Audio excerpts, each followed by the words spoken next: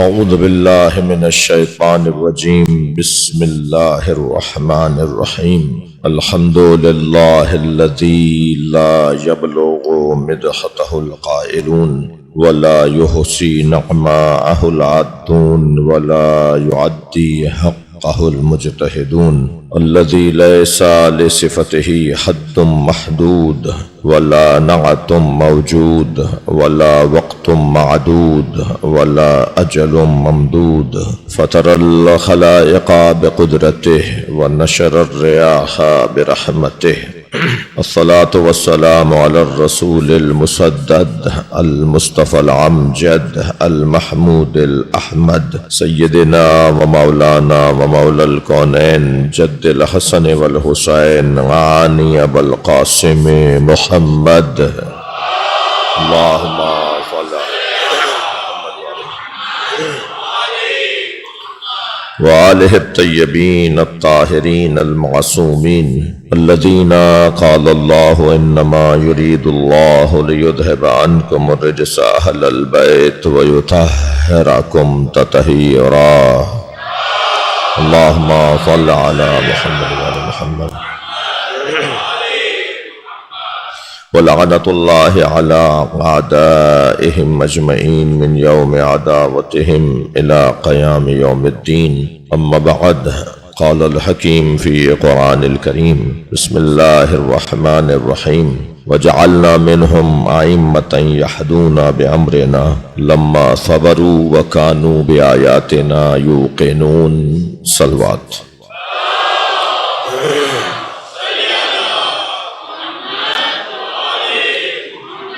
جن مرحومین کے نام لیے گئے ان تمام مرحومین کی مغفرت کے لیے ایک مرتبہ پھر بلندتر صلوات اللہم صل علی محمد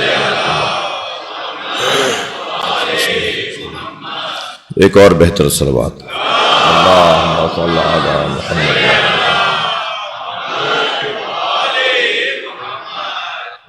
تھوڑا سا آگے آنے کا کیا زحمت فرمائیے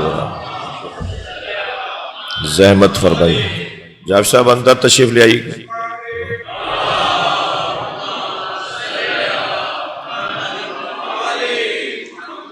ایک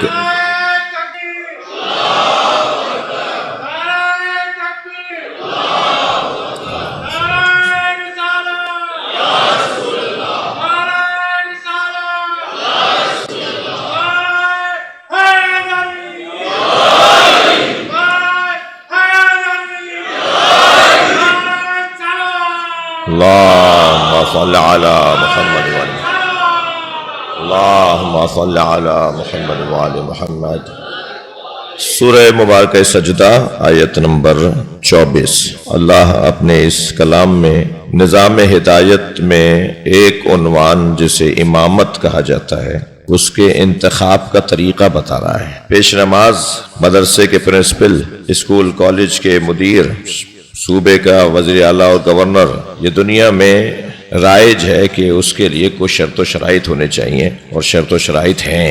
ایک شہر اگر کسی کے حوالے کیا جا رہا ہو تو اس کی شرائط ہیں، اگر پوری کائنات کسی کے حوالے کی جا رہی ہو صلوات پڑھ لے ذرا محمد و آل محمد اللہم صل علی محمد و آل محمد۔ اور میرے محترم سننے والوں پر اس بات کی وضاحت ہے کہ اللہ کی مخلوق میں اقسام کتنے ہیں ان کا شمار کرنا ہمارے بس کی بات نہیں ہے کہ کتنی قسموں کی مخلوق اس نے بنائی ہے، مگر ساری مخلوقات کو جس مخلوق کی خدمت میں رکھا ہے وہ ہے انسان۔ انسان سب سے اعلیٰ و اشرف عرفہ و بلند مخلوق ہے۔ وہ کہتا یہ ہے کہ خلقت الخلق لاجلک، اے انسان، حدیث قدسی کا میں جملہ آپ کو سنا رہا ہوں، خلقت الخلق لاجلک، اے انسان میں نے ساری مخلوق تیرے لیے بنائی ہے، وخلقتک لاجلی، مگر تجھے اپنے لیے بنایا ہے۔ کتنی قیمت ہے اس کی، یعنی کتنا بلند ہو گیا، یہ کتنی عزت بڑھ گئی اس کی۔ مقام تو دیکھیں انسان کا کہ کتنا بلند ہے کہ اللہ کہہ رہا ہے تو میرے لیے ہے۔ جی چھوٹا بچہ اگر کوئی ایسی چیز کھا رہا ہو جو چھوٹے بچے کے کھانے کی نہیں ہے تو آپ اسے کہتے ہیں بیٹا یہ تمہارے لیے نہیں ہے۔ یا مثال کے طور پر کوئی بیمار اگر ایسی چیز کھا رہا ہو جو اس کو نقصان پہنچائے گی تو کہا جائے گا یہ تمہارے لیے نہیں ہے۔ ہر چیز ہر ایک کے لیے نہیں ہے، ہر جگہ ہر ایک کے لیے نہیں ہے، ہر جگہ ہر ایک بیٹھ نہیں سکتا۔ یہ انسان کی کتنی بڑی عزت ہے کہ انسان کو اللہ یہ کہے کہ تجھے میں نے اپنے لیے بنایا ہے، سب کچھ تیرے لیے بنایا ہے، خلقت الخلق لأجلک، میں نے ساری مخلوق تیرے لیے بنائی ہے۔ ساری مخلوق میں میرے تو بس کی بات نہیں ہے، ہمارے بس کی بات نہیں ہے کہ ہم مخلوقات کو گنیں کہ کیا کیا ہے جو اللہ نے انسان کے لیے بنایا ہے۔ یہ ہم نے اپنی تسلی کے لیے مخلوقات کو ان چند عنوانوں میں تقسیم کر دیا کہ جماعتات ہیں، نباتات ہیں، حیوانات ہیں۔ ہم نے یہ تقسیم کر لیا کہ پتھر ہیں، پودے ہیں، حیوان ہیں، پتھروں میں پھر حیوانات میں، پھر ہم نے کہا جی سب سے اعلیٰ مخلوق جو ہے وہ انسان ہے۔ مگر اتنا طے ہے کہ جہاں ہماری عاجزی کا اظہار ہو رہا ہے وہ سب کچھ اللہ نے انسان کے لیے خلق کیا، اور انسان کو جس چاؤ سے، اردو میں مجلس پڑھ رہا ہوں، جس چاؤ سے اس نے بنایا ہے، جس شغف سے، شوق سے، جس رغبت سے بنایا ہے، اور بنانے کے بعد اپنے آپ کو مبارکباد دی ہے۔ تبارک اللہ احسن الخالقین، اللہ کو مبارک ہو کہ بہترین مخلوق کا بنانے والا ہو گیا، خود اپنے آپ کو مبارکباد دے رہا ہے۔ اگر پانی سے بھری بالٹی ایک ہاتھ سے نہ اٹھ رہی ہو تو ہم آواز دے کر کہتے ہیں دونوں ہاتھوں سے اٹھاؤ، یعنی پوری طاقت سے اٹھاؤ۔ اللہ کہہ رہا ہے اس انسان کو میں نے اپنے دونوں ہاتھوں سے بنایا ہے۔ یا ابلیس ما منعک ان تسجد لما خلقت بیدی، اے ابلیس اسے سجدہ کرنے سے تجھے کس نے روکا تھا جسے میں نے اپنے دونوں ہاتھوں سے بنایا ہے۔ یہ دونوں ہاتھوں سے بنانے میں جو حجت ظاہری قرآن کا جو ظاہر ہے وہ حجیت رکھتا ہے، ظواہر قرآن کے مطابق یعنی مکمل طاقت سے بنایا ہے۔ میں نے اپنی ساری طاقت لگائی ہے انسان کو بنانے میں۔ A4 سائز کے اوپر سورہ الحمد لکھنا بہرحال لکھنا ہے، لیکن چاول کے دانے پہ لکھنا ہنر ہے۔ سورہ الحمد کو کوئی A4 سائز کے صفحے پر لکھے یہ بھی لکھنا ہے، مگر کوئی چاول کے دانے پہ لکھ کے دکھائے۔ اللہ نے جو چیزیں ہاتھی میں رکھی ہیں وہ چیونٹی میں بھی رکھی ہیں۔ صلوات پڑھنے ذرا محمد و آل محمد۔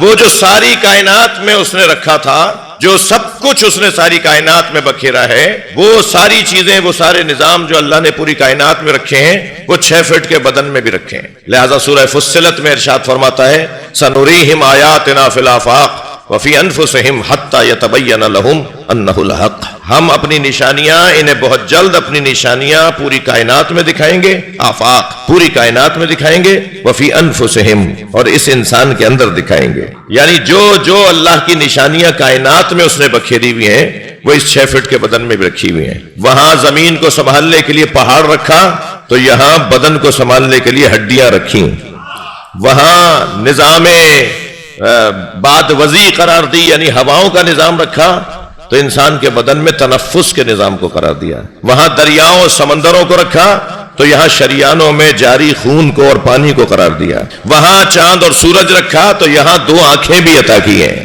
وہاں اگر فصلوں کا نظام رکھا تو یہاں بال اگنے کا نظام بھی قرار دیا ہے۔ وہ ساری چیزیں جو ساری کائنات میں تھیں وہ سب اس انسان کے اندر بھی اس نے رکھی، اور اسے بنانے کے بعد پھر اسے جسے جتنا اہتمام کے ساتھ بنایا جاتا ہے، پالا جاتا ہے، سنبھالا جاتا ہے، بنایا جاتا ہے، حاصل کیا جاتا ہے، اس کی حفاظت کا انتظام بھی پھر اسی اہتمام کے ساتھ ہوگا۔ جی بڑی محنت سے گھر بنایا ہے، بڑی محنت سے فلاں باغ سجایا ہے، تو اب اس کو سنبھالنے کا انتظام بھی، اسے سنبھالنے کا انتظام بھی اتنے ہی انتظام سے ہوگا۔ کسی چیز کا حاصل کر لینا مشکل ہو سکتا ہے مگر اس سے زیادہ مشکل اس کو سنبھالنا ہوتا ہے۔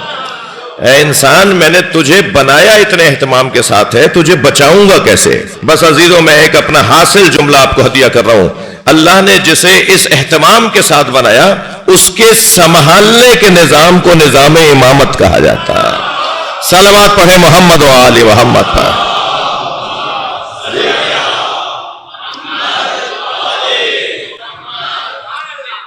لہذا اب وہ جو نظام اس نے امامت کے عنوان سے قرار دیا اسے اعلیٰ ترین آخری درجہ ہادیوں اور ہدایت پہنچانے والوں کی میں سب سے زیادہ کوالٹی اور معیار جب بن جائے اور زیادہ معیاری جب ہادی سامنے آئے تو اسے امام کہا جاتا ہے۔ امام یعنی معیارات میں، توجہ چاہوں گا، معیارات میں اور صلاحیتوں میں جب ہادی بھرپور اپنا مظاہرہ کرے تو وہ ہادی امام کہلاتا ہے۔ لہذا نبوت بھی ہے، رسالت بھی ہے، مگر ابراہیم امام جب بنیں گے جب اپنی صلاحیتوں کا اظہار کریں گے۔ یہ حضرت ابراہیم کے لیے جو قرآن پکار کے کہہ رہا ہے وَإِذِ ابْتَلَىٰ إِبْرَاهِيمَ رَبُّهُ بِكَلِمَاتٍ، ابراہیم کو اللہ نے، ان کے رب نے آزمایا امتحانات کے ذریعے سے، کچھ کلمات کے ذریعے سے، فَأَتَمَّهُنَّ، اور وہ کامیاب ہوئے، کامیابی 100% ہوئے، 100 میں سے 100 نمبر لیے ہیں، 33 نمبر والے نہیں ہیں، 100 میں سے 100 نمبر لیے حضرت، فَأَتَمَّهُنَّ کا لفظ بول رہا ہے، یہ لفظ بتا رہا ہے کہ 100 میں سے 100 نمبر لیے حضرت ابراہیم نے، اور جب 100 میں سے 100 نمبر لے لیے تو پھر اللہ نے کہا انی جاعلک للناس اماما، اے ابراہیم اب تمہیں ہم لوگوں کا امام بنا رہے ہیں، لوگوں کا امام بنا رہے ہیں، مسلمانوں کا امام نہیں بنا رہے ہیں۔ پیغام ہے بھائی، یہ آیات ہیں، یہ میرے الفاظ نہیں ہے کہ کل ٹھیک کر لوں گا، یہ ایسے ٹھیک ہیں کہ جو ان پہ شک کرے اس پہ شک ہونا چاہیے۔ صلوات پڑھ لیں ذرا محمد و آل محمد۔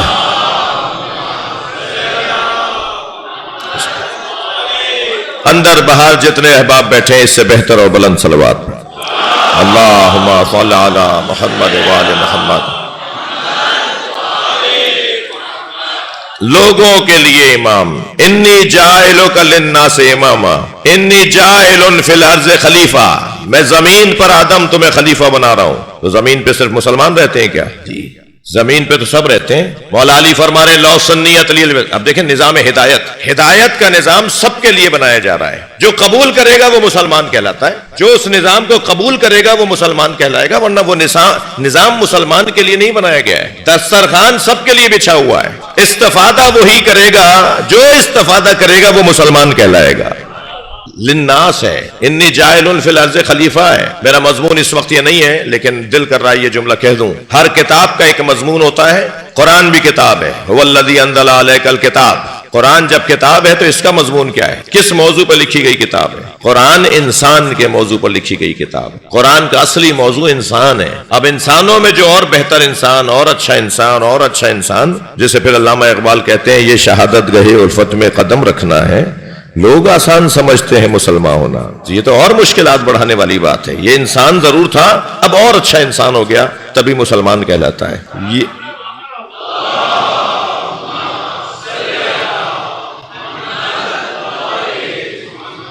لہذا یہاں ایک اور صلوات۔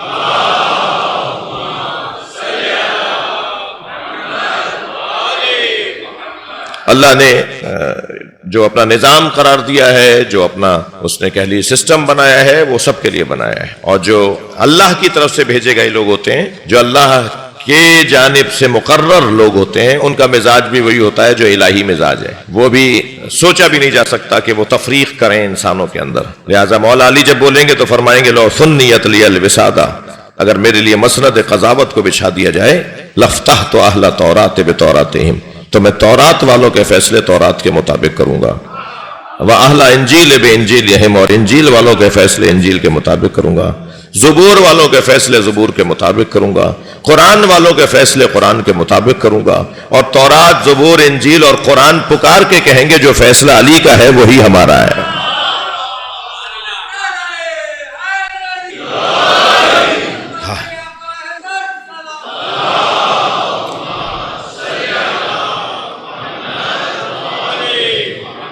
مولا نے یہ نہیں فرمایا کہ میں یہودیوں کے فیصلے نہیں کروں گا، میں عیسائیوں کے فیصلے نہیں کروں گا، تورات، زبور، انجیل تو منسوخ ہو گئے، قرآن آ گیا ہے، اب میں قرآن کی بات کروں گا اور کتابوں کو میں ان سے بات نہیں کروں گا۔ لیکن نہیں، علی سب کو جینے کا موقع دے رہے ہیں، دوسرے مذاہب اور مکاتب اور ادیان کا بھی خیال کر رہے ہیں، علی دوسروں کو بھی رستہ دے رہے ہیں، اور پھر قابلیت بھی علی کی یہاں بیان ہو رہی ہے تو وسعت قلبی بھی علی کی بیان ہو رہی ہے۔ علی قابل ہیں، تمام آسمانی کتابوں کے عالم ہیں، یہ بھی بیان ہو رہا ہے تو یہ بھی بیان ہو رہا ہے کہ علی مولا کا دروازہ سب کے لیے کھلا رہتا تھا۔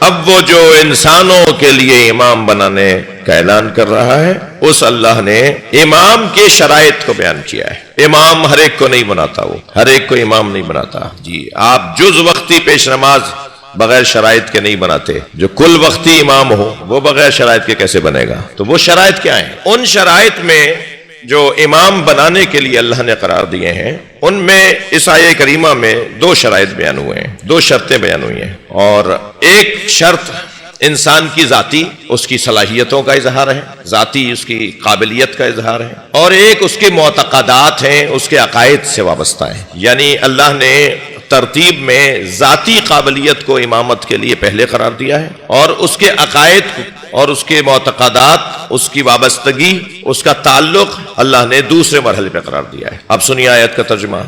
وَجَعَلْنَا مِنْهُمْ أَئِمَّةً يَهْدُونَ بِأَمْرِنَا، اور ہم نے ان میں سے کچھ کو امام بنایا ہے، ان میں سے کچھ کو امام بنایا ہے۔ ایک کلاس کے لوگوں میں سے، ایک معیار کے لوگوں میں سے کچھ کا ہم نے انتخاب کیا ہے۔ یعنی جن میں سے اللہ نے امام بنایا ہے، وہ کون ہے جن میں سے اللہ نے امام بنایا ہے؟ وہ کتنے بڑے لوگ ہوں گے کہ جن میں سے اللہ نے امام بنایا ہے؟ وہ خود عام لوگ نہیں ہے، پھر ان میں سے اللہ نے امام بنایا ہے۔ جن میں سے اللہ نے امام بنایا ہے، میں اگر بہت دیر بات کروں تو وقت طویل ہو جائے گا اور اصلی مضمون سے دور ہو جاؤں گا۔ مختصر اگر میں خلاصہ کروں کہ کن میں سے اللہ نے امام بنایا ہے، اللہ نے جن میں سے امام بنایا ہے ان میں سے ایک کا نام عباس ہے۔ استاد قمر جلالوی کہتے ہیں مقام حضرت عباس کم نہیں تھا قمر، مقام حضرت عباس کم نہیں تھا قمر، پلاتی دودھ جو زہرا امام ہو جاتے۔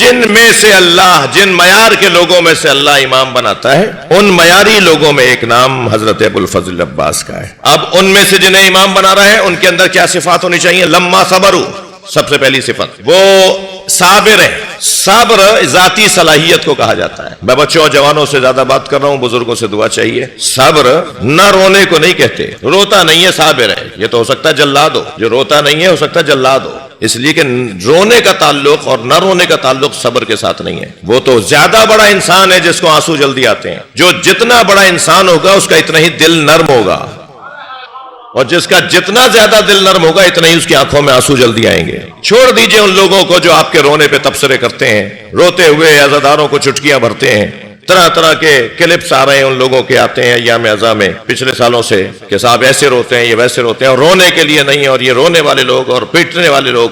بولنے دیجئے انہیں، بولنے دیجئے۔ جو آج رونے والوں پر منفی تبصرہ کرتے ہیں نا، میں ممبر پر بیٹھ کر یقین سے کہہ سکتا ہوں احادیث کی روشنی میں کہ کل قیامت میں وہی روئیں گے۔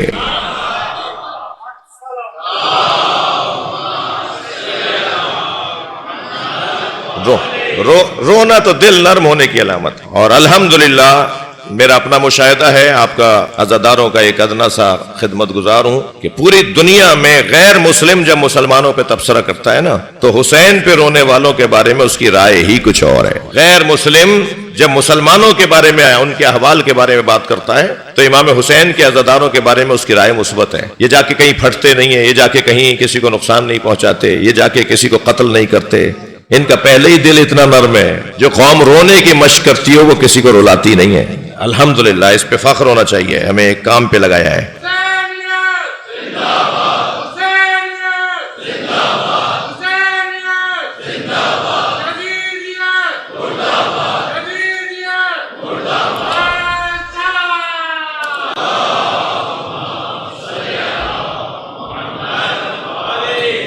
صبر، صبر لما صبرو، صبر ایک قابلیت، ذاتی قابلیت کو کہتے ہیں۔ ہمت، حوصلہ، بردباری، تحمل مزاجی، میدان میں ڈٹنا، حالات کا مقابلہ کرنا، مسائل سے نکلنے کی کوشش کرنا، حالات اور پریشانیوں میں اور مشکلات اور آلام میں رستے بنانا، یہ صبر کے ساتھ جڑی ہوئی چیزیں ہیں۔ ہمت والے لوگ صابر، برداشت والے لوگ صابر، اپنے ہدف سے جڑے رہنے والے لوگ صابر، اپنے مقصد پر بھروسہ کرنے والے لوگ صابر۔ جی، صبر کرنے والا یعنی کل کے انتظار میں رہنے والا، صبر کا یہی مطلب ہے۔ صبر کرنے والا جو کل کا انتظار کرتا ہو، اور جو صبر نہیں کرتا وہ آج ہی نتیجہ چاہتا ہے، اور جو آج ہی نتیجہ چاہتا ہے وہ زیادہ تر خطا کا شکار ہے۔ وہ زیادہ تر خطا کا شکار ہے جو آج چاہتا ہے کہ مجھے نتیجہ مل جائے، لیکن جو کہتا ہے کہ نتیجہ مجھے کل ملنا چاہیے وہ صابر ہے۔ اور کل کی تلاش میں رہنے والا انسان آج اچھا گزارتا ہے۔ دنیا کے ممالک چل ہی کل کی بنیاد پہ رہے ہیں۔ میں نے اور آپ نے نماز ابھی کل کی بنیاد پہ پڑھی ہے۔ اس وقت ہم مجلس میں بیٹھے بھی اس لیے ہے کہ ہمارا کل اچھا ہو جائے۔ ہم اپنے بچوں سے کہتے ہیں پڑھ لو تمہارا کل اچھا ہو جائے۔ ہر شخص کل کی تلاش میں ہے، اور صابر صبر کر کے بتاتا ہے کہ کل میرا ہے. صلوات پڑھ لیں ذرا محمد و آل محمد پر.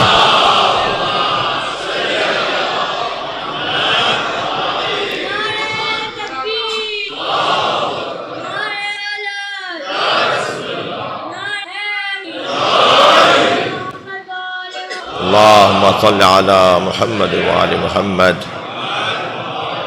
سب سے پہلا عنوان صبر ہے. امام اسے اللہ بناتا ہے جو صابر ہو. صابر صلح امام حسن، یہ صبر امام حسن پر ایک دلیل ہے. خبردار، صلح امام حسن میں امام حسن کے علاوہ کسی کا کوئی کارنامہ نہیں ہے. اس لیے کہ سرکار دو جہاں نے بھی جو بتایا کہ میرے بعد کیا کیا ہوگا، اس میں ایک حدیث ہے کتب اہل سنت کے اندر، وہ حدیث ہے بخاری شریف میں، وہ حدیث ہے ہماری کتب اہل تشیع میں بھی وہ حدیث موجود ہے. حضرت فرماتے ہیں لعل اللہ ان یصلح بہ، میرے اس بچے کے ذریعے اللہ امت میں اصلاح کرے گا. خالی پرچہ لکھ کے بھیج دیا تھا مہر لگا کے، جو آپ لکھ دیں گے میں مان لوں گا، تو اصلی کارنامہ تو ان کا ہے جنہوں نے خالی پرچہ لکھ کے بھیجا تھا. جو آپ لکھ دیں گے میں مان لوں گا. میرے مولا کو اگر پہلے سے پتا ہو، یا آپ کو اپنی معاملات میں ہمیں پہلے سے پتا ہو کہ لکھ دیتے ہیں مگر ہونا کچھ بھی نہیں ہے، کر لیتے ہیں مگر ہونا کچھ بھی نہیں ہے، تو ایک پرچہ کیا 10 پرچے لکھ دیجئے جب آپ کو پہلے سے پتا ہے کہ ہونا کچھ بھی نہیں ہے. یہاں سرکار دو جہاں اگر چاہتے تو فرما دیتے ہیں لعل اللہ ان یصلح بہما، اللہ میری امت میں ان دونوں کے ذریعے سے اصلاح کرے گا. یہ نہیں کہا ہے نبی نے ان یصلح بہ، میرے حسن کے ذریعے سے میری امت کی اصلاح ہوگی. اور ہوا جب وہ گیا شرائط نامہ جس کے اندر لکھا تھا کہ سنت پر عمل ہوگا، جس میں لکھا تھا کہ عراق، شام، یمن یہاں کے لوگوں کو امن فراہم کیا جائے گا، جس میں لکھا ہوا تھا کہ علی کے چاہنے والوں کے ساتھ ظلم اور زیادتی بند کی جائے گی، جس میں لکھا ہوا تھا کہ مدینے میں موجود مسلمانوں کے حقوق کو منقطع نہیں کیا جائے گا، جس میں لکھا ہوا تھا کہ اگر یہ دنیا سے چلے جائیں تو ان کے بعد امور مسلمین امام حسن کے حوالے ہوں گے، اور امام حسن نہ ہو تو حسین کے حوالے ہوں گے. یہ سارے شرائط لکھے ہوئے تھے اور پہلے ہی مرحلے پہ اسے پھاڑ دیا گیا. جب وہیں پھاڑا تو ایک وزیر صاحب تشریف فرما تھے، انہوں نے کہا کہ یہ کیا کیا تم نے؟ کہا مجھے ماننا کب تھا؟ ماننا نہیں تھا تو یہ لکھوایا کیوں تھا؟ کہا لکھوایا اس لیے تھا کہ ذرا فوجیں واپس چلی جائیں. اسی مرحلے میں 10 دن تک مذاکرات ہوتے رہے، 1 ہفتے تک مذاکرات ہوتے رہے، دستے واپس جا رہے ہیں اپنے بڑے بھائی، صلح ہو رہی ہے، معاملات ختم ہو گئے، اب جنگ ہونی نہیں ہے. میں تو یہ چاہتا تھا کہ اسی طرح یہ معاملہ ٹھنڈا پڑ جائے، اور مجھے ماننا کب تھا کہ اگر یہی کام کرنا تھا تو 2 4 5 10 دن کے بعد کر لیتے یہ کام جو تمہیں پھاڑنا ہی تھا وہ کاغذ. کیونکہ اس طرح سے تو تمہاری بات یہ پھیل جائے گی کہ تم نے کہا، پہلے ہی کہہ دیا کہ میں نہیں مانوں گا. اور ایسا ہی ہوا. بھائی علامہ اقبال کا جو عقیدہ ہے نا صلح امام حسن پر، وہی ہمارا عقیدہ ہے. اب وہ میں سنا رہا ہوں آپ کو. صلوات پڑھیں محمد و آل محمد.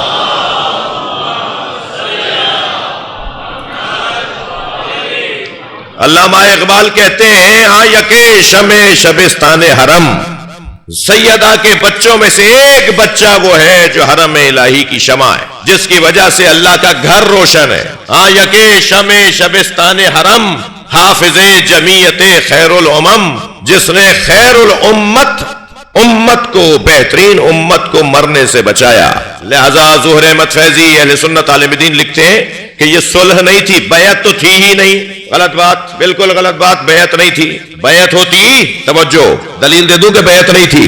بڑے جھوم کے کہتے ہیں کہ بیعت کر لی تھی امام حسن نے. ان کو جواب دے رہا ہوں، امام حسن نے بیعت نہیں کی تھی. اگر امام حسن نے بیعت کر لی ہوتی، دیکھیں یہ ممبر عقائد کے دفاع کا ممبر بھی ہے، اس ممبر سے یہ عقائد بیان ہوں گے اور بیان ہوتے رہیں گے، آپ کو بھی سننا پڑے گا. صلوات پڑھیں ذرا محمد و آل محمد.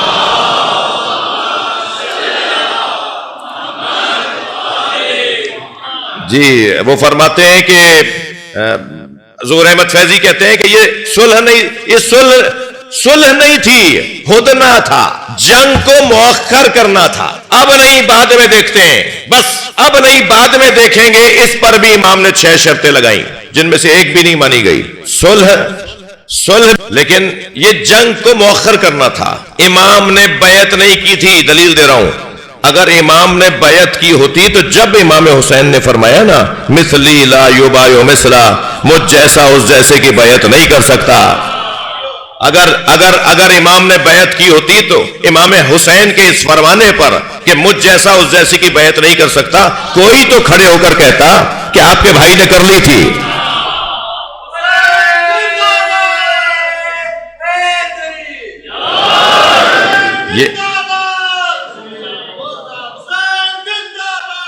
صلوات پڑھیں گے محمد و آل محمد پر. پڑھ لیجئے مل کے پڑھ لیجئے, بڑی عنایت ہوگی. اللہم صل علی محمد و آل محمد. توجہ چاہوں گا, یہ جو امام کا فرمان ہے نا, مثلی لا یبایع مثلا, امام حسین کا فرمان, مجھ جیسا اس جیسے کی بیعت نہیں کر سکتا, ہمارے ذہن میں آتا ہے آئندہ کی بات کر رہے ہیں امام, کہ آئندہ مجھ جیسا اس جیسے کی بیعت نہیں کرے گا, یعنی آج کے بعد کوئی نہیں کرے گا. نہیں, یہ ماضی کی بھی تو بات کر رہے ہیں, کلی جملہ ہے نا, مجھ جیسا اس جیسے کی بیعت نہیں کرے گا.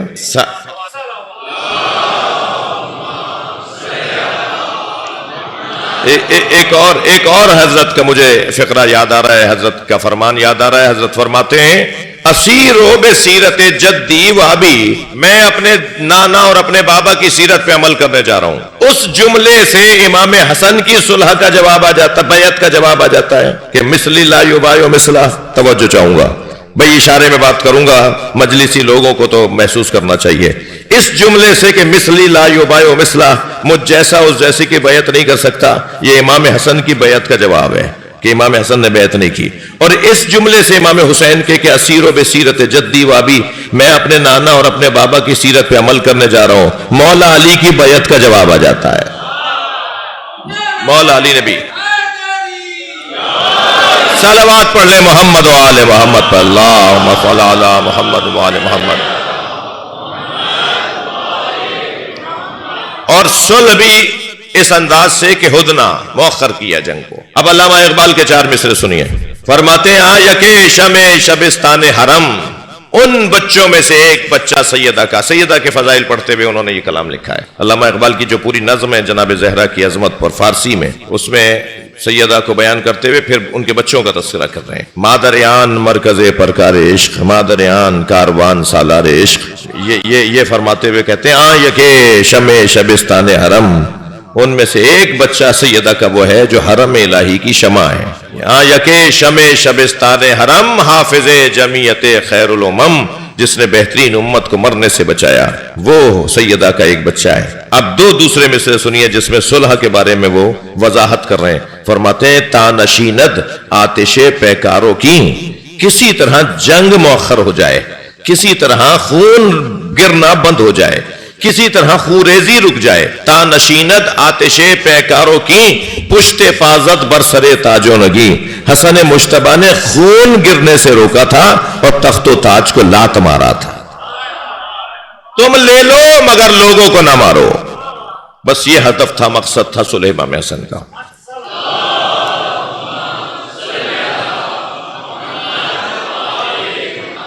حضرت آدم فرماتے ہیں کہ جب مجھے اللہ نے خلق کیا تو اللہ نے کچھ نام میرے سامنے رکھے, ان میں علی خیرت اللہ والحسن صفوت اللہ والحسین امین اللہ لکھا ہوا تھا. حضرت آدم نے جو امام حسن کا لقب پڑھا ہے نا حدیث میں, وہ صفوت اللہ, منتخب الہیہ, جسے اللہ نے منتخب کیا ہے, جس کا انتخاب اللہ نے کیا ہے. لما صبروا, امام حسن کی زندگی اور آپ کی سیرت طیبہ بہت ہی روشن ہے. نبی مکرم سے آپ کا تعلق سبط اکبر کا تعلق ہے, بڑے بیٹے کا تعلق ہے. بڑا بیٹا کہہ کے نبی یاد کرتے رہے امام حسن کو. جب بھی تعارف کرواتے تھے تو کہتے تھے یہ میرا بڑا بیٹا ہے. بڑا بیٹا, اولاد والے بیٹھے ہیں, بڑا بیٹا ہوتا ہے. عظمت امام حسن کا کیا یہ باب کم ہے کہ نام تو ہے ہی حسن. حسین تو چھوٹے حسن کو کہا جاتا ہے, حسین نام نہیں ہے.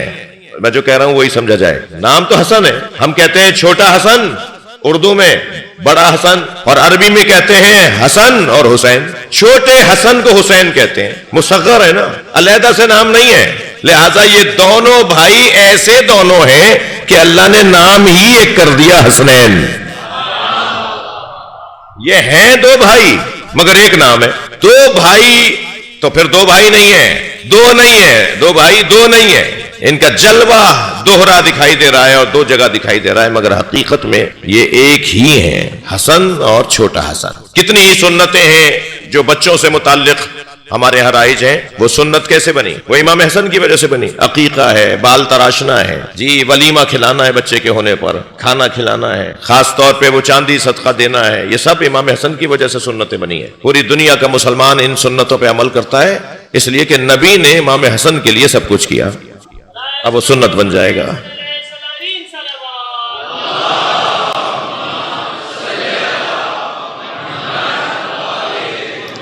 اور کیا وجود ہے علمی، کیا وجود ہے بہادری کا، آپ کی توجہات بھرپور ہیں۔ اللہ نے ان دونوں شہزادوں کو، ان دونوں ہستیوں کو بڑا مقام دیا ہے۔ سرکار نے کوئی لمحہ نہیں چھوڑا جس میں ان کا تعارف نہ کروایا ہو۔ جس شان سے تعارف کروایا ہے اس کا بیان بھی بہت مختلف ہے۔ ایک کو ایک شانے پر بٹھاتے ہیں، دوسرے کو دوسرے شانے پر بٹھاتے ہیں۔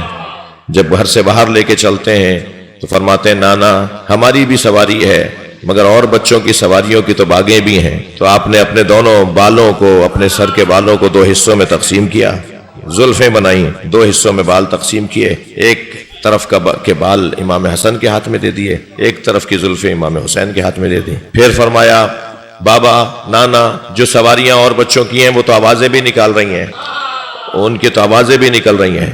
تو نبی نے رف رف کی آواز نکالی جیسے سواریاں آوازیں نکال رہی تھیں۔ وما ينطق عن الهوى ان هو الا وحی یوحی ہے، یہ بولتے نہیں ہیں مگر بولتے ہیں تو وحی کے مطابق بولتے ہیں، یعنی گویا اللہ کہہ رہا ہے جو حسن کہے، جو حسین کہے وہ کرتے رہو، گویا میں کہہ رہا ہوں۔ بہت بڑا مقام ہے۔ اور پھر ایک نامور شخصیت نے آواز دے کر کہا، امام حسن اور امام حسین کا آواز دے کر کے، نعم الراکب نعم المرکوب، کتنی اچھی سواری ہے۔ تو سرکار نے انہیں دیکھ کے فرمایا یہ بولو کتنے اچھے سوار ہیں، یعنی آپ چاہتے ہیں کہ جب بھی میرا تذکرہ ہو میرے بچوں کا ذکر ضرور ہو، اگر کوئی میری تعریف کرے تو ساتھ میں میرے علی کے اور میری فاطمہ اور میرے حسن و حسین کی تعریف ضرور کرے۔ سرکار کو اپنی تعریف پسند ہی تب آتی ہے جب پنجتن کی تعریف کے ساتھ ہو، جو اہل بیت اللہم صل علی محمد وآل محمد۔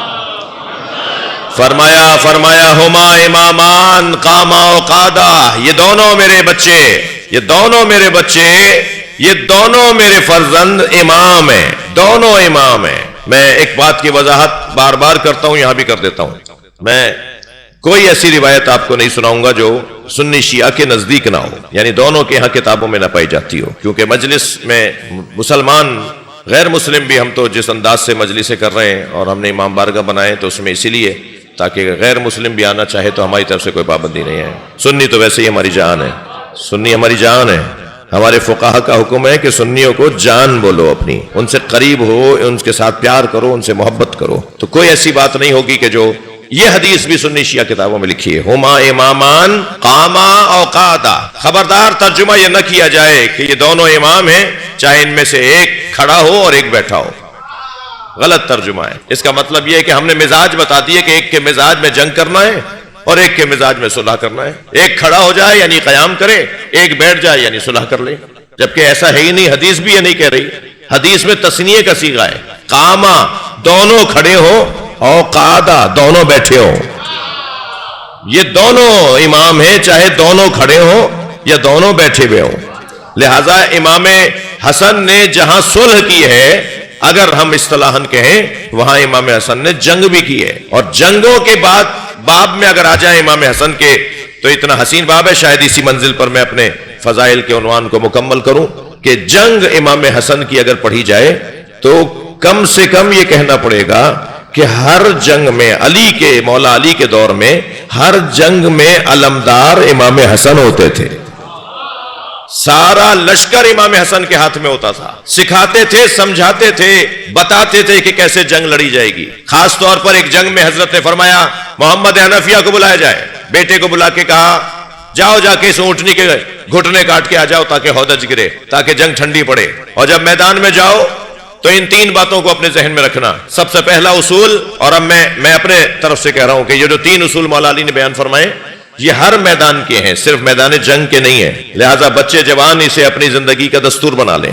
ہر شخص اسے اپنی زندگی کا دستور بنا لے جو مولا علی نے بتایا ہے۔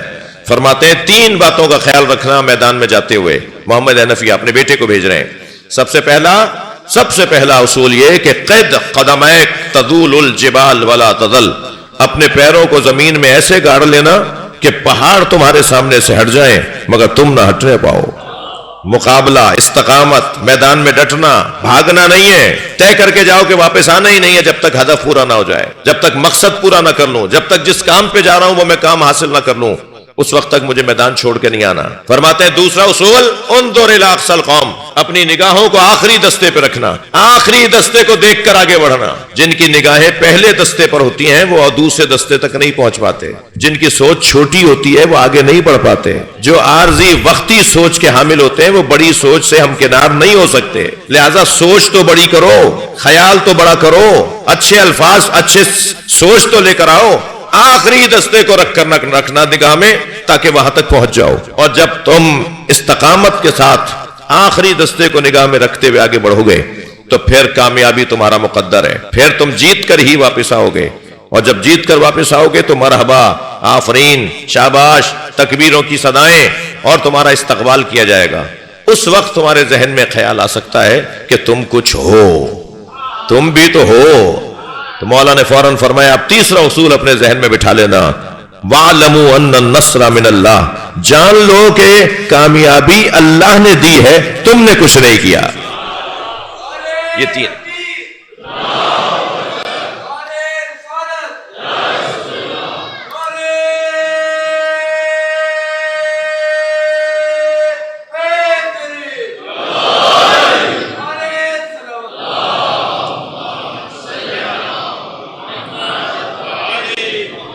محمد حنفیہ روانہ ہوئے، میدان میں جا رہے تھے تیزی سے گھوڑا دوڑاتے ہوئے کہ تیروں کی بارش ہونے لگی دشمن کی طرف سے۔ گھوڑے کی رفتار کند ہوئی، سست ہوئی، دشمن نے تیر اور بڑھا دیے، گھوڑا اور کمزور پڑا، دشمن نے تیر اور بڑھا دیے، گھوڑا الٹے پیر، انہوں نے گھوڑے کو پیچھے کیا، الٹے پیر ہونے لگے تو پیچھے سے کسی نے ہاتھ رکھا پشت پہ حضرت محمد حنفیہ کے، مڑ کے دیکھا تو امام حسن کھڑے تھے۔ فرمایا بھائی یہ ڈھال مجھے دو، یہ تلوار مجھے دو، اور ان سے تلوار اور ڈھال لی اور میدان میں چلے گئے بلا تشبیہ، برق کی مانند۔ توجہ چاہوں گا بھائی، میں آپ امام حسن کی جنگ تو نہیں پڑھ رہا لیکن پڑھ بھی سکتا ہوں کہ امام حسن بلا تشبیہ برق کی مانند میمنے میں جاتے تھے، پھر میسرے میں آتے تھے، پھر قلب لشکر میں آتے تھے، پھر لشکر کے اختتام پہ جاتے تھے، پھر آغاز میں آ جاتے تھے۔ اور جب امام حسن نے اپنی شجاعت کا جوہر دکھایا تو جو نئے نئے سپاہی آئے ہوئے تھے نا لشکر میں، وہ یہ دیکھنا چاہتے تھے کہ علی کیسے لڑتے ہیں، آپس میں کہنے لگے جیسے یہ لڑ رہا ہے علی بھی ایسے ہی لڑتے ہیں۔ تو اپنے گھوڑوں کی پشتوں پہ کھڑے ہو کر امام حسن کو دیکھنے لگے کہ تلوار کا وار کیسے ہوتا ہے، یہ داؤ کیسے چلاتے ہیں، یہ پیچ کیسے لگاتے ہیں، یہ کیسے ایک وقت میں 4 آدمیوں کا مقابلہ کرتے ہیں، یہ چاروں سمت سے آنے والوں کو ایک وقت میں کیسے نمٹا دیتے ہیں۔ یہ سیکھنے والے بھی تھے کہیں اور مگر سیکھنا بھی چاہ رہے تھے۔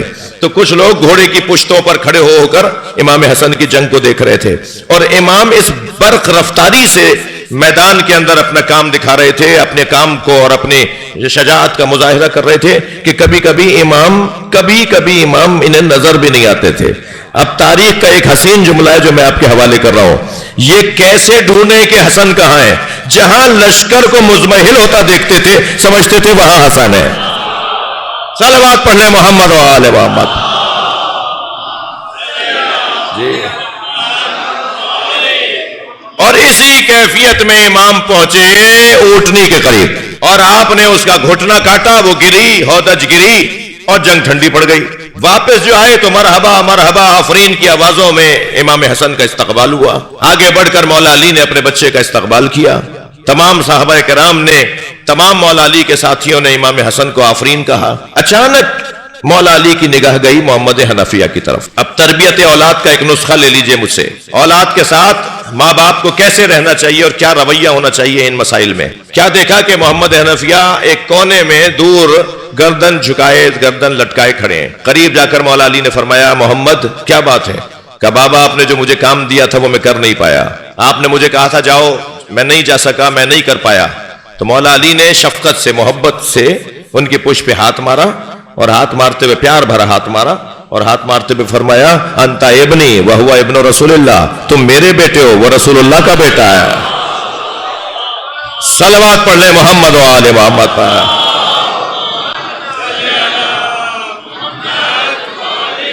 یعنی اولاد اگر کام نہ کر سکے تو اس کی حوصلہ شکنی نہ ہو کوئی۔ اللہم صلی علی محمد و آل محمد۔ کوئی بات نہیں، اگر یہ بچہ آج کام نہیں کر پایا تو کہیں اس کا دل اتنا خراب نہ ہو جائے کہ آئندہ یہ اتنا بھی نہ کر پائے. کوئی بات نہیں بیٹا، آج نہیں کر پائے کل کر لو گے. اور تم اس سے اپنا مقایسہ کیوں کر رہے ہو؟ تمہارا اس کا تو کوئی جوڑ ہی نہیں ہے، تم میرے بیٹے ہو. خود مولا علی کا بیٹا ہونا کم سعادت ہے کیا؟ مگر حوصلہ دے کے کہہ رہے تم میرے بیٹے ہو، وہ رسول اللہ کا بیٹا ہے. اس لیے حسن کا مقام تم سے زیادہ بلند ہے. وہ مولا امام حسن جنہوں نے یہ جنگ بھی کی اور پھر امت کے بقا کی خاطر صلح بھی کی. اس کی مظلومیت انفرادی ہے. اتنا بڑا، اتنے بڑے باپ کا بیٹا، میں محاورتاً کہہ رہا ہوں، اتنے بڑے انسان کا بڑا بیٹا، وہ اپنے گھر میں ہی تنہا ہے. جب میں جناب رباب کہ امام حسین سے محبت دیکھتا ہوں نا، کہ جب تک زندہ رہی کبھی سائے میں نہیں بیٹھی.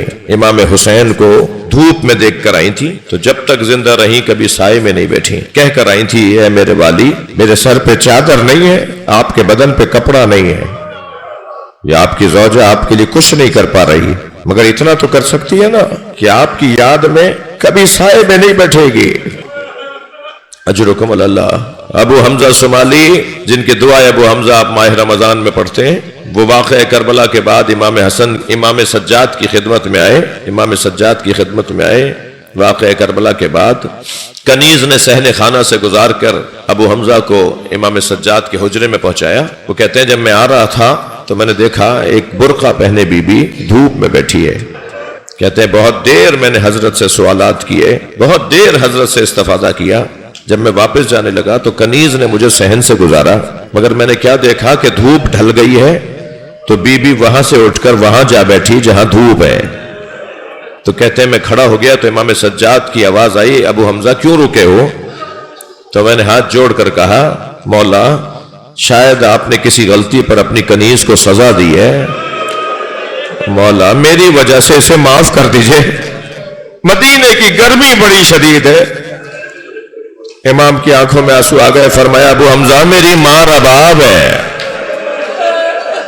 میرے بابا سے وعدہ کر کے آئی تھی، یہ بابا کی یاد میں دھوپ میں بیٹھتی ہیں. جب چلے گئے نا ابو حمزہ تو امام سجاد، اچھا یہ سب بچوں کو پتا ہے، بڑوں کو تو زیادہ پتا ہے کہ جناب رباب سے امام سجاد نہیں آئے ہیں دنیا میں، وہ جناب شہربانوں کے بیٹے ہیں. جناب رباب تو جناب علی اصغر کی مادر گرامی ہے، مگر بابا کی زوجہ ہے، ماں کا درجہ رکھتی ہے. تو ایسے برابر میں آ کے بیٹھی، ایسے برابر میں آ کے بیٹھے امام سجاد جیسے بچے ماں کے ساتھ بیٹھتے ہیں. اور فرمانے لگے اماں اب تو غیر بھی کہتے ہیں کہ سائے میں آ جائیے. تو جناب رباب نے کانپتی ہوئی آواز میں کہا زین العابدین ہرملہ مارا گیا. اجرکم اللہ. میں جب جناب اور امام حسین فرماتے ہیں مجھے وہ گھر اچھے لگتے ہیں جن گھروں میں رباب اور سکینہ نامی عورتیں ہوتی ہیں. اس لیے کہ جناب سکینہ نے اور جناب رباب نے جو امام حسین کے ہدف اور امام حسین کے تحریک میں اپنا حصہ ڈالا ہے، خواتین میں جناب زینب کے بعد وہ بہت بڑا مقام ہے. میں جب یہ فضائل جناب رباب کے دیکھتا ہوں نا کہ امام حسین سے کتنی سچی تھیں، امام سے کتنی وفادار تھیں، تو پھر ایک مرتبہ امام حسن یاد آتے ہیں. امام حسین کی زوجہ تو شوہر کی خاطر دھوپ میں بیٹھے اور امام حسن کی زوجہ خود اپنے ہاتھ سے زہر کھلائے. دونوں بھائیوں میں کتنا فرق ہے، دونوں کی گھر کے اندر کتنا فرق ہے. میرے بھائیوں نے روشنیاں بند کر دی، شاید اچھا کیا ہے، اس لیے کہ امام حسن کی قبر پہ چراغ نہیں ہے. اور کربلا میں حسین کے مزار پر دیکھیں مہنگے مہنگے فانوس لگے ہوئے ہیں، سونے چاندی کے دروازے لگے ہوئے ہیں، جی مہنگے مہنگے قالین بچھے ہوئے ہیں. آپ حرم امام حسین میں داخل ہوتے ہیں، ایک خاص خوشبو آ رہی ہوتی ہے، آپ کا دل ہی نہیں کرتا کہ حرم سے باہر جائے. مگر میرے مولا حسن کی مظلومیت دیکھیے، مدینے میں اپنے وطن میں، مگر امام حسن کی قبر پہ کوئی چراغ جلانے والا نہیں ہے. ہاں چراغ تو کیا جانیں قربان کرنے والے ہیں. ہم اکیلے پاکستان کے لوگ امام حسن کا مزار، ائمہ اہل بیت کا مزار بنا سکتے ہیں، مگر وہاں تو کھڑا بھی نہیں ہونے دیا جاتا. اگر کوئی کھڑے ہو کر سلام کر لے تو اس کے ہاتھ سے کتاب چھین لی جاتی ہے، وہ زیادہ بات کرے تو اسے تھپڑ مار دیا جاتا ہے. اسے اٹھا کر کہیں لے جاتے ہیں سمجھانے کے لیے، اور پھر کیا سمجھاتے ہیں وہ وہی جانتا ہے کہ اس کے ساتھ کیا زیادتیاں ہوتی ہیں۔ امام حسن کی قبر، آج شب شہادت ہے نا امام حسن کا، شب شہادت ہے نا، ابھی آپ تابوت کی زیارت کریں گے، ابھی آپ مجلس شہادت امام حسن میں شریک ہو رہے آئے ہیں نا، کتنا بڑا مجمع ہے یہاں پر، مگر امام حسن کی قبر پہ کوئی بھی نہیں ہوگا۔ اجرکم اللہ، اجرکم اللہ، اپنے ذہنوں کو مدینہ لے چلیے، اجرکم اللہ، اپنی آوازوں کو آزاد کریں گے، جب رونے لگے تو تکلف کر کے نہ رویا کریں، کچھ دیر کے لیے اپنے تصورات کو مدینہ لے چلیے۔ مدینے میں امام حسن کو زہر دیا جا رہا ہے، زہر دینے والی بھی زوجہ ہے، اور جب زہر امام حسن کو رو رہے ہیں نا، اب امام افطار کر رہے ہیں جس میں زہر دیا گیا ہے، روزے سے تھے امام حسن، اس کیفیت میں امام کو زہر دیا گیا، ایک گھونٹ جب امام نے لے لیا تو کاسا واپس رکھتے ہوئے فرمایا تیری مراد اس سے پوری ہو جائے گی۔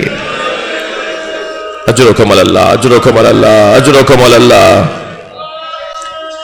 3 دن امام زہر کی تکلیف میں رہے، سنیں گے عزیزارو، پہلے دن امام بیٹھ نہیں پا رہے تھے، جب امام کو زہر دیا گیا پہلے دن بیٹھ نہیں پا رہے تھے، دوسرے دن امام لیٹ نہیں پا رہے تھے، اور تیسرے دن امام اشاروں میں بات کر رہے تھے۔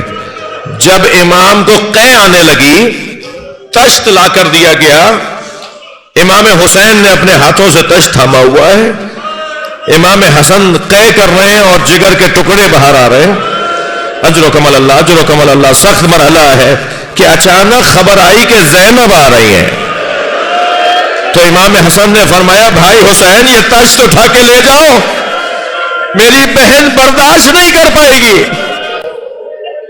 میں آپ کے ساتھ مل کر امام حسن کی بارگاہ میں 10 بستہ کہوں مولا آپ کی بہن کا بڑا حوصلہ ہے، کبھی یہ نانا کا جنازہ دیکھتی ہے، کبھی یہ ماں پہ جلتا ہوا دروازہ دیکھتی ہے، اجرکم اللہ، اجرکم اللہ، کبھی یہ بابا کے سر پہ لگی ضربت دیکھتی ہے، کبھی یہ آپ کا جنازہ دیکھے گی اور 40-70 قدم کے فاصلے سے ایک ٹیلے پہ کھڑے ہو کر بھائی حسین کو ذبح ہوتے دیکھے گی۔ اجرکم اللہ، اجرکم اللہ۔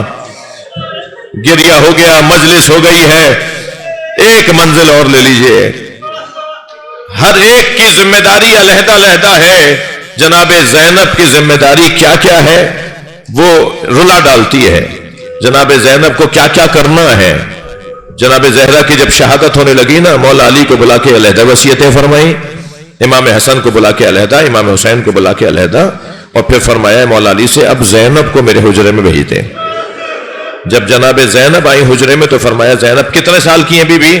تاریخ کہتی ہے 3 سال کی ہیں، 4 سال سے کم کی عمر ہے جناب زینب کی جب جناب زہرا کی شہادت ہو رہی ہے۔ کتنی بڑی عمر کی بچی ہوتی ہے، کچھ دیر کے لیے سوچ لیجئے، اتنی کم سن بچی سے میری بی بی زہرا نے فرمایا زینب یہ سامنے صندوقچہ رکھا ہے اٹھا کے لاؤ۔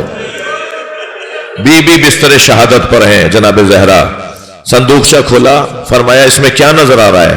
کہا اماں اس میں کفن رکھے ہوئے ہیں۔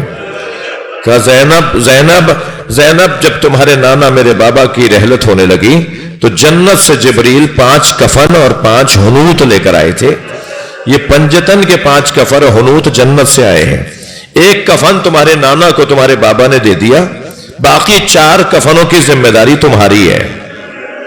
یہ 4 کفن سمجھ لو کہ کس کا کون سا کفن ہے۔ کیا عمر ہے جناب زینب کی؟ ایک کفن کو دیکھ کر فرمایا ابھی انہی دنوں میں تمہارے بابا گھر میں آ کر تم سے کہیں گے اماں کا کفن دے دو، انہی دنوں میں تمہارے بابا میرا کفن مانگیں گے تو یہ کفن دے دینا۔ اجرکم اللہ، اجرکم اللہ۔ دوسرا کفن دیکھ کے فرمایا زینب کچھ مدت کے بعد تمہارا بھائی حسن تم سے آ کے کہے گا بہن زینب بابا علی کا کفن دے دو، تو یہ تمہارے بابا علی کا کفن ہے۔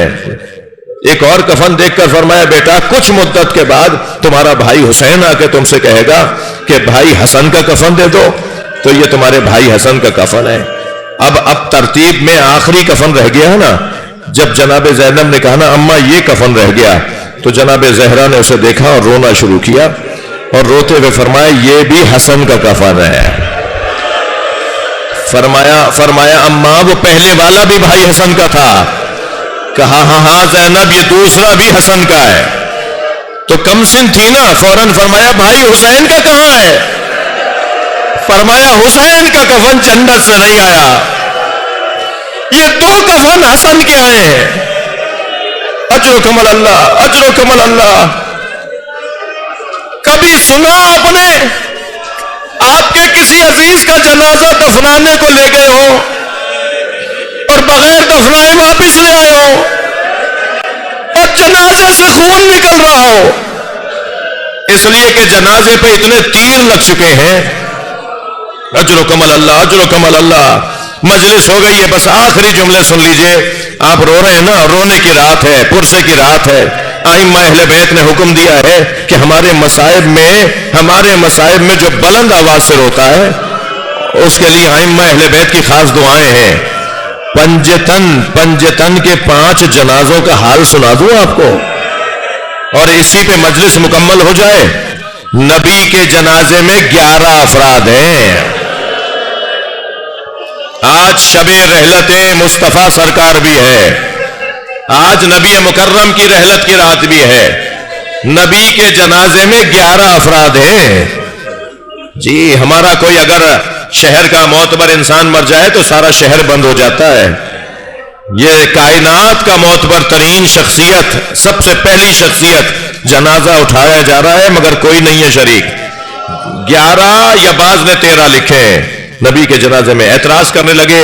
اہل بیت نے ہمارا انتظار نہیں کیا. سب سے زیادہ اعتراض مولا علی پر ہوا کہ علی نے ہمارا انتظار نہیں کیا. مولا نے خطبہ دیا. مولا نے فرمایا میں کسی کا پابند نہیں تھا، میں اہل بیت ہوں. دفنانے کی ذمہ داری اہل بیت پر ہوتی ہے، دفنانے کی ذمہ داری اولاد پر ہوتی ہے. کفن دفن کا انتظام گھر والوں پر واجب ہوتا ہے. یہ میرا کام تھا، میں کسی کا انتظار کروں، میں محتاج نہیں تھا، میں پابند نہیں تھا. اعتراض ہوا کہ علی نے ہمارا انتظار نہیں کیا. اس گھر میں رونے والوں اس گھر میں 75 یا 95 دن بعد جناب زہرا کا جنازہ ہے. سنیں گے 6 آدمی ہیں جناب زہرا کے جنازہ میں. رات کی تاریکی میں اٹھایا جا رہا ہے سیدہ کا جنازہ. اجرکم اللہ. حق ہے ایسے ہی بلند آواز سے رونا. سیدہ کو رات کی تاریکی میں 6 لوگوں نے دفنا دیا. پھر امت کو اعتراض ہوا کہ اہل بیت نے ہمیں اپنے گھر کے جنازے میں نہیں بلایا. مولا علی نے جناب زہرا کا جنازہ رات کی تاریکی میں دفنا دیا. اس گھر میں تیسرا جنازہ مولا علی کا ہے. سنیں گے اہل سنت کے مطابق 2 لوگ ہیں جنازے میں. اتنے بھی نہیں ہیں جو چاروں سمتوں سے اٹھا لیں. علی کے جنازے میں 2 لوگ ہیں. آگے سے خود جنازہ اٹھ رہا ہے، پیچھے سے حسنین جنازہ اٹھا رہے ہیں. خود بخود مڑتا ہے تو حسنین مڑ جاتے ہیں. مولا علی کے جنازے میں 2 لوگ ہیں. یہ سوال ہے نا تاریخ سے، یہ تاریخ سے سوال ہے کہ کیا ہوا یہ اہل بیت کے ساتھ. مولا علی کے جنازے میں 2 لوگ ہیں. بڑا اعتراض تھا، بڑا شوق تھا، بار بار مطالبہ تھا کہ اہل بیت ہمیں جنازوں میں نہیں بلاتے. پہلا جنازہ تھا جو امت کے کاندھوں پہ دیا. پنجتن کا پہلا جنازہ تھا جو امت کے کاندھوں پہ دیا، وہ امام حسن کا جنازہ. امت نے اتنے تیر مارے کہ زینب بھائی کے جنازے سے تیر نکالتی رہ گئیں. اور 5ویں جنازے کا حال سنیں گے، امت نے حسین پہ گھوڑے دوڑا دیے. 3 دن نبی زادے کا لاشا کربلا کے میدان میں بے گور کا بن رہا. یہ حال ہے پنجتن کے جنازوں کا. ماتم حسین.